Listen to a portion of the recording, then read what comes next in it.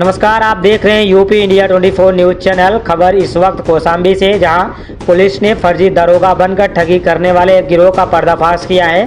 दरअसल ये आरोपी फोन कॉल के जरिए खुद को पुलिस अधिकारी राजीव यादव बताता था और लोगों को गुमशुदा लड़कियों को बरामद कराने का झांसा देता था।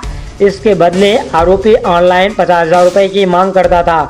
इतना ही नहीं, ये आरोपी यूपी कोप ऐप के जरिए गुमशुदा लड़कियों की FIR की जानकारी निकालते थे और फिर उन्हीं मामले को आधार बनाकर पीड़ित परिवारों से संपर्क करते थे।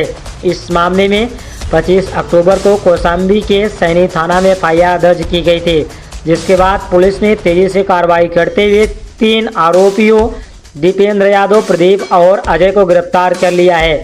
पुलिस के मुताबिक गिरफ्तार तीनों आरोपी झांसी जिले के थाना कटेरा क्षेत्र के रहने वाले हैं और पूछताछ में कई अहम खुलासे होने की संभावना है। फिलहाल तीनों आरोपियों को न्यायिक हिरासत में भेज दिया गया है और पुलिस यह भी जांच कर रही है कि आखिर अब तक कितने लोगों को इस गिरोह ने अपना शिकार बनाया है। कौशाम्बी से बड़ी खबर बस इतना ही। हर अपडेट के लिए जुड़े रहिए यूपी इंडिया 24 न्यूज चैनल के साथ। कितने लोग गिरफ्तार हुए, क्या कार्रवाई की जा रही है? ये आज 3 साइबर ठग पकड़े गए हैं। हमारी साइबर थाने की टीम ने पकड़ा है क्षेत्राधिकारी मंझनपुर के सुपरविजन में। इनका जो काम करने का तरीका है, ये फर्जी पुलिस अधिकारी बनकर कॉल करते थे पीड़ित को, और पीड़ित को इस तरह से बात करते थे जैसे लगता था पीड़ित ये पुलिस अधिकारी है, वास्तविक पुलिस अधिकारी है, और उनसे अपना एक स्कैनर कोड डालता था और उसमें पैसा पेटीएम आदि के माध्यम से डलवा लेता था। इस तरह से एक ठगी थाना सैनी में हुई थी, जिसमें 50,000 रुपया इन्होंने ठग लिया था उस पीड़ित परिवार से। हुआ यह था कि पीड़ित परिवार की एक लड़की का अपहरण हुआ था और किसी लड़के के साथ गई थी, उसमें FIR लिखा गया था।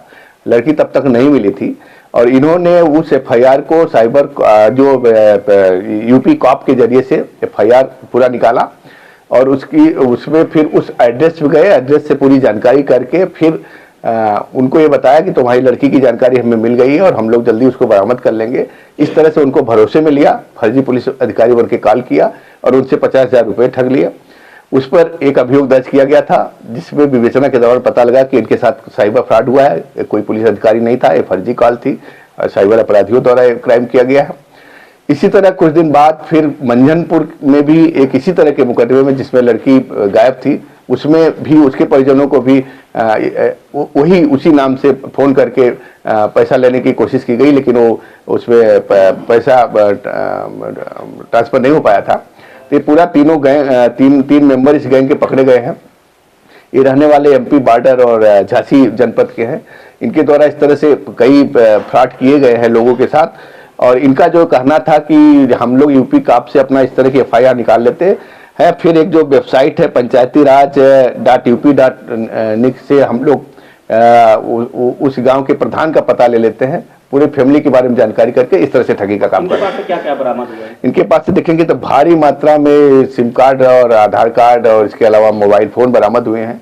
ये लगातार इस तरह के ठगी करते हैं।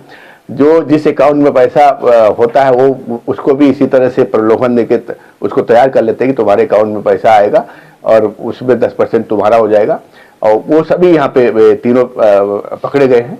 और इस तरह से जो ये फर्जी पुलिस अधिकारी बन के ठगी की जा रही थी, उसमें सफलता मिली है। क्या कुछ पता चला कि सोच इनकी कैसे डेवलप हुई, कैसे ये सोचा कि ये काम करेंगे? इनका कहना है कि इस तरह से इनके और साथी भी वहाँ पे करते हैं और अपराध करते हैं। इनका ये भी है कि जो जिस गांव के रहने वाले हैं वो बहुत ही रिमोट का गांव है, वहाँ पे बहुत नेटवर्क वगैरह नहीं आता, इसके लिए वो पहाड़ पे जाते हैं।